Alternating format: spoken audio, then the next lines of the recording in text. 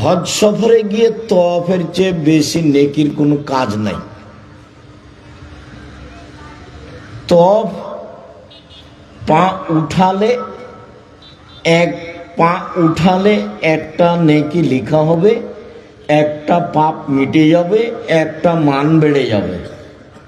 পা নামালে একটা পাপ মিটে যাবে, একটা নেকি লেখা হবে, একটা মান বেড়ে যাবে।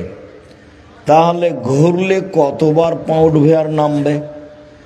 আর রুকনে ইয়ামানি থেকে না হাজরে আসওয়াদ পর্যন্ত আসলে সব পাপ ক্ষমা।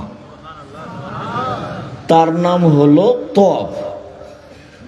যার কারণে সালাম ফেরার পর পরই পুরুষ নারী সবাই বলে তওয়াফ তওয়াফ তওয়াফ, এভাবে চিৎকার করে।